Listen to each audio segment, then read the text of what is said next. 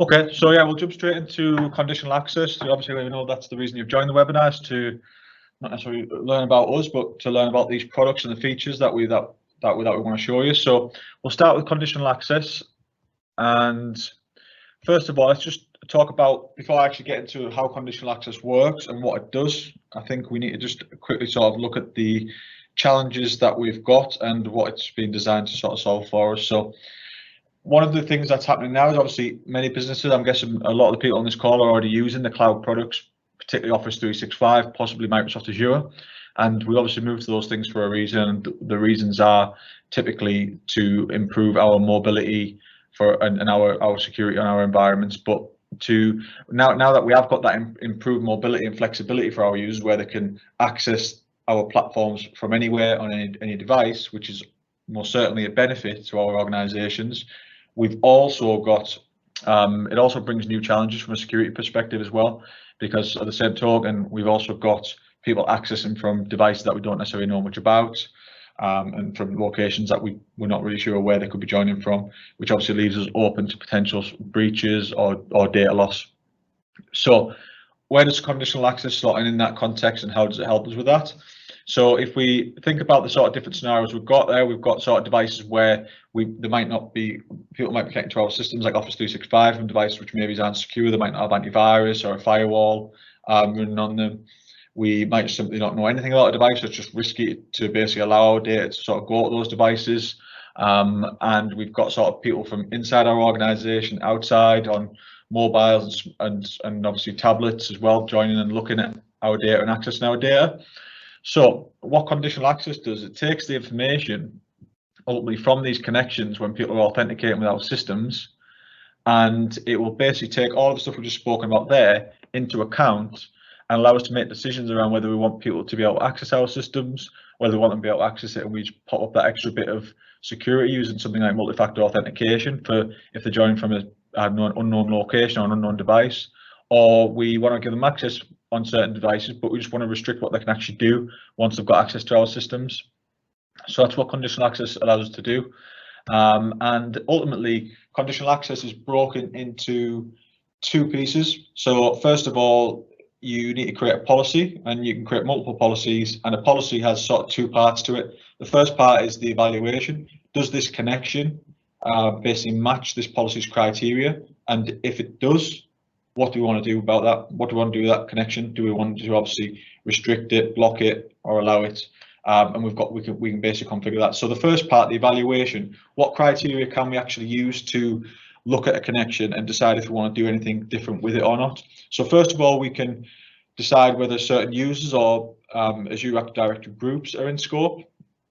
We can decide if it's going to be based on a role. We can scope policies based on role. So if someone's got a particular role, such as global administrator, we might want them all to always to be multi-factored. We can do it on IP address, so we can include or exclude certain IP addresses. So maybe it's our offices or particular systems that we maybe don't want to be multi-factored. We can exclude from policies by putting an IP address in there. We can do it by country. So Azure allows us to pick all the different countries, basically globally, where we can select and then use them in policies. You know, to say this country is in scope, and these countries are out of scope. And then we can obviously look at device compliance. So if you're not familiar with device compliance, I would really recommend looking this up, because it's what this allows you to do is to sort of define your organization's compliance standards based, or your security standards, to decide whether a device meets your requirements or not. So within Intune, you can basically say, for example, if a device has got BitLocker, if it's got antivirus running, then this device is what we describe as a compliant device. And then what you can do is you can use the compliant or non-compliant status in your conditional access policies to evaluate a device. And then obviously you can go to the second part, which is then the restrictions or the granting or the blocking of a session based on that criteria. So once we've evaluated and we've decided if this connection's within sort of scope, we then go over to the restrict section, and we basically say, do we want to allow this connection? Yes or no? Do we want to allow it, but just actually verify the user? Maybe it's using something like multi-factor authentication. Or do we want to allow the connection, but just restrict it? So we might say, for example, that we want to allow the connection to that session, but we don't want anyone to be able to export information from the tenant because we don't know anything about that device, for example. So we are going to sort of look at how a policy is made up from like using that sort of example. So we're going to build a policy. I'm going to show you how we do that in the portal and show you where that lives. But in this policy, we're basically going to say it's going to apply to all users. We're going to have the option. We can obviously configure the option in there to exclude certain people as well. I'll show you where to do that. So you always get some people in the organization, for whatever reason, might need to be excluded from a policy. It might even be like a service account, something like that, which is don't to apply this policy to. So we can do that. We're going to apply it to all locations geographically. And we're also going to say this policy applies to all devices. And we're going to enforce our controls on all devices unless the device is compliant and meets our security standards. And then, so basically what's going to happen there is all devices by default will be MFA'd. So you have to get multi-factor and make sure it is the person that they say they are. And also we're going to prevent them from downloading content. But because we're configuring an exclusion, if someone's using a compliant device, they'll just get straight in. There won't be inconvenience with the multi-factor because we're happy with that device. It's one of our devices as a business, and we know the status of it, and we're happy that it's secure. So it's only going to be the devices that aren't in that sort of state that will get the additional pop-up and the additional sort of restrictions. So let's take a look in the Azure portal at how these policies work. So if you've never configured Azure conditional access before, basically you just log into the Azure portal at portal.azure.com, and in the top window just type in Azure AD and you'll see an option for Azure AD conditional access, as you can see on the screen there. And what will happen now is you'll see on the screen there, it'll basically load up all of our conditional access policies. So we've got multiple policies in there. You can have many policies, dealing with different criteria, different scenarios in that list. And just before we go into the details of the policy, I just want to show you a feature which is definitely worth being aware of, is the named locations on the left. And in here, this is where we would basically define either locations, geographic locations, or IP ranges. So it might be, for example, that you've got a particular office that you want to maybe it's exempt or include in the policy. This is where you would define those locations here. So you can add multiple IP addresses, and you could have a location that might be service accounts or software that has certain IPs that you want to exclude. You define those in here, and then you can reference them in the policies later. So you can do it by IP address or network range, but you can also do it by geographical regions as well. So you can go in here. I've created one there called expected locations. So it might be that these are the locations you expect people to connect from. Because you could obviously use these in a policy to say if someone's connecting from a location that we expect, don't multi-factor them. If they're not, just multi-factor them, make sure it's not a brute force attack, and make sure it's the person who's actually sort of trying to get into the tenant is someone that we're aware of. So you can see all the countries there that we can obviously go in and pick and define them in our policies later on. So we're going to go into the policy now. And we're just going to sort of go through now and look at that scenario we just looked at in the other slide. And I'm going to show you how you would configure this in here. So you can see the structure of a policy there. So you can see on the left hand side, it's structured exactly as we showed on the slide. So you've got assignments, which is effectively the evaluation. Does this connection that comes in, does it match the criteria we configure in this section? And then you've got the access controls, which is what we're going to do with that. If it does match, are we going to restrict it? Are we going to allow access, etc. So we can look at that now. So first of all, we've got the users and groups part of the policy. So we're basically going to say, who's this policy applied to? Obviously, in our example, we said all users, but just for the test, I'll actually put in just myself. But this is where you can obviously apply it to certain groups, certain specific users.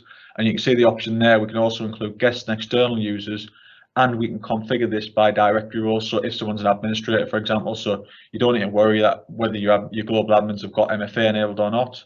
You can just go in here, select that directory role, create a policy, say always MFA. It doesn't matter if you create a new user, then it's always going to happen. And you can also exclude people, as we mentioned as well. So it's exactly the same format, but just click the exclude part, and you can exclude people from the policy. So in here, this is where we configure other conditions, such as we can go in here and say like device platforms. That's where we'd go in and we click sort of select it's a Windows OS or Android, iOS, and it would recognize what platform someone's connecting from, and then it would apply the relevant policy to them. And you can see obviously device state as well. So we've basically got this configured to allow to all device states basically to be included in this. but we have configured an exclusion to basically say we're not going to allow, we've got an exclusion basically to say if the device is compliant to exclude it from the policy. So there'll be no sort of access controls applied. And now as we can see here, you've got the access controls. So this is basically if a connection is in scope of this policy, it matches the assignments, then this is what we're actually going to do. So we're going to allow them access still. So if this is a device that we don't know about, we don't know how secure it is, we're still going to allow them access, but we want to make sure it is that user. We're going to require that they do use multi-factor authentication. And we could, so we're just going to press select there, and we've required multi-factor authentication. So just to make sure it is that user. And then under session, this is where we say, right, okay, we've allowed access to Office 365, for example, but do we want to restrict that user's behavior basically and their activity within that session, especially if it's a device we don't know anything about? So what we're doing here is we're going to use the conditional access app control, and we're going to use that to basically block downloads. So that'll basically block users from downloading information to this device which we don't know enough about. And that's where you configure that there. So just before we go in and actually see the user experience, I just want to show you this section down the bottom. So we've got three options here where we can enable the policy. We can obviously have the policy on or off, which is fairly self-explanatory, but we've also got this third option, which is report only.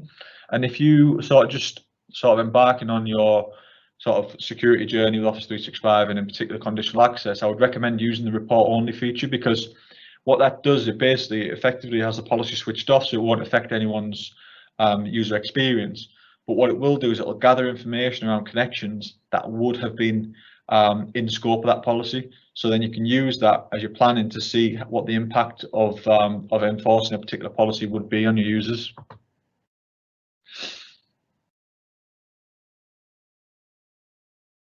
Okay, so that's where we configure. Obviously, we can't go into all the detail on exactly how we configure the policies right now because we want to get through 3 products, but we just want to give you an idea of where you go to actually configure them, what the structure of the configuration is as well for a particular policy. So now let's have a look at what that would look like for a user who was actually accessing our Office 365 tenant from a device that wasn't compliant.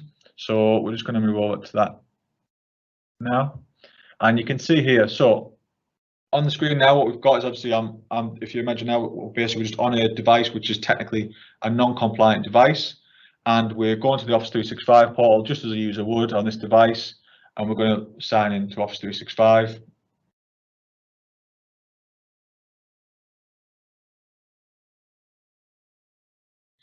You see the experience, it's very straightforward. The experience, it's no different to usual at the moment. And then we've been multi-factored because it's recognized, actually, I don't know this device, it's not a compliant machine as far as the system can tell. And then it's going to MFA me. So now the system knows it's me, it's sent me the text, we've got into the portal. And now if we actually go straight in now and try and download the slides, for example, for this webinar, you'll see what happens. So this user now has actually been blocked, so we can't actually download that data. So what we're doing there is we're protecting our data from being downloaded to a device that we don't know much about. So we're protecting our information. So you can see there it's saying you can't download this resource from this untrusted device. It doesn't trust it because it doesn't know it. So I suppose the important thing is what we did start this conversation with is discussing the fact that we still want to allow mobility and the flexibility that we bought these products for. We bought the cloud products to allow people to still access data from different devices. It's still at work. So it's worth noting that users can still go in if this policy is configured and access the information within the web browser. They can still modify documents, PowerPoint slides, use all the features with the web apps on non-trusted devices, just to give them that consistent productivity from other devices so they can still continue to work. But we just also find that balance between allowing them to work and also protecting our information. So hopefully that makes sense. And just we're going to wrap up the conditional access sort of section here. So if you've got any questions, by the way, just put them in you should have an option on the right hand side of your screen to actually ask questions, and I'm sure you will have because we haven't covered the product in full. But we just want to give you an idea of the main principles of the product.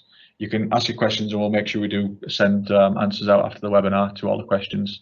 So a couple of points just to sort of remind you of on conditional access, that if you do think about implementing it, just to bear in mind, is that a policy can only apply restrictions to items that are in scope. So typically for most policies, there's a few exceptions to it, but you would basically configure it to say, this is all of this is all the sessions you want to be in scope, and we want to basically enforce protection on those sessions, and then you'd exclude devices that you want to allow through, basically, or sessions that you want to allow through.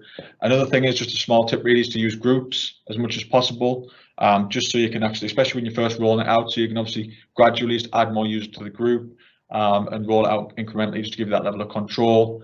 Don't forget to use the report only mode, and also look up a tool that's called the what if tool, which basically allows you to do a simulation session. So you can go into the what if tool in conditional access, which you'll see when you go into the conditional access section of the portal, where you can put the parameters. For example, you can say, if we had a session coming from this IP and you put the IP in, if the device is an iOS device, what would happen, what policies would apply, and you can run that simulation. It would tell you which policies we're going to apply. So it's very handy when you're troubleshooting policies or any issues with them. And also, just to bear in mind, the policies aren't applied with any sort of priority.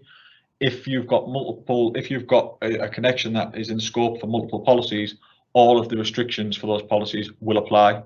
So just bear that in mind, that it can apply multiple policies at once.